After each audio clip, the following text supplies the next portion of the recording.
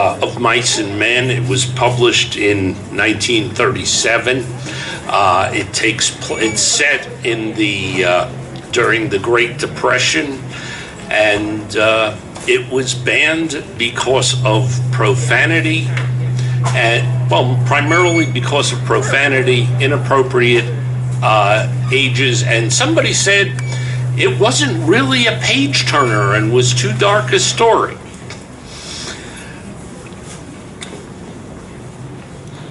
And in terms of the profanity, it's in here. Let's see if you can notice it in today's context. And the last time, I believe the last time anybody attempted to ban it was in 2008.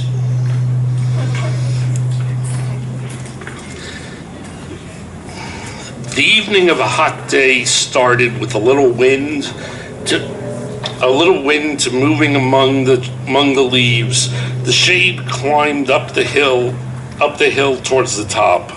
On the sandbanks, the rabbit sat quietly as gray sculptured stones. And then, from a direction of the state highway, came the sound of footsteps on the crisp sycamore leaves.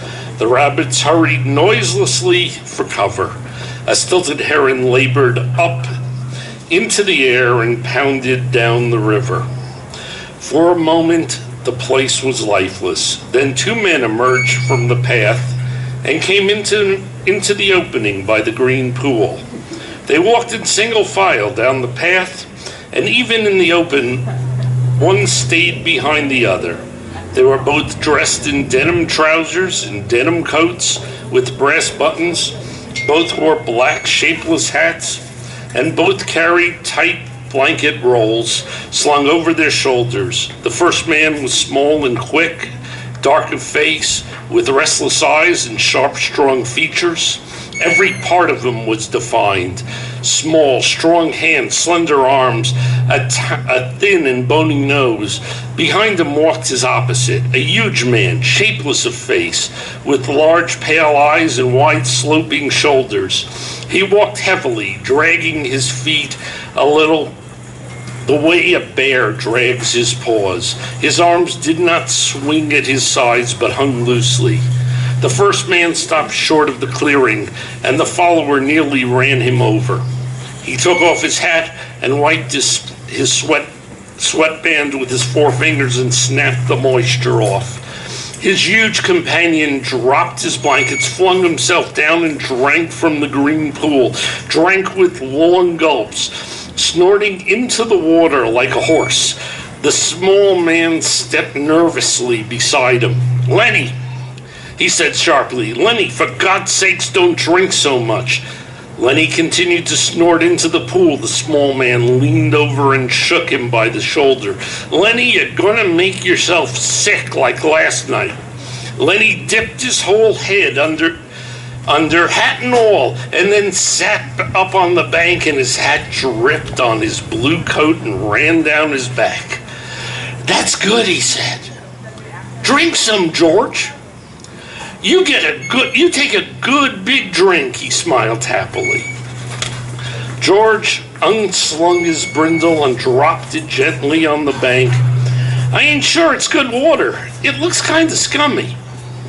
Lenny dabbed his big paw in the water and wriggled his fingers so the water rose in little splashes. Rings widened across the pool to the other side and came back again. Lenny watched them go. "Look, George, look what I can do." George knelt beside the pool and drank from his hand in quick scoops. "Tastes all right," he admitted. "Don't really seem to be running, though. You ought never drink water that ain't running, Lenny," he said hopelessly. "You drink out of the gutter if you was thirsty."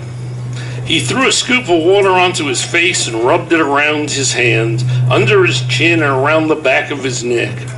Then he replaced his hat, pushed himself back from the river, and drew up his knees and embraced him. Lenny, who had been watching, imitated George exactly.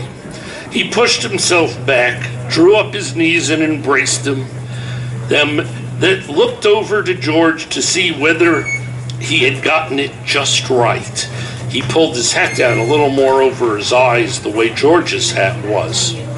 He stared morosely at the water. The rims of his eyes were red with glare. He said angrily, "We could just as well have rode to the ranch if that bastard bus driver knew what he was talking about." "Just a little stretch down the road, down the highway," he said. "Just a little stretch." "God damn, 4 miles. That's what it was. Didn't stop at the ranch gate. That's it, too goddamn lazy to pull up.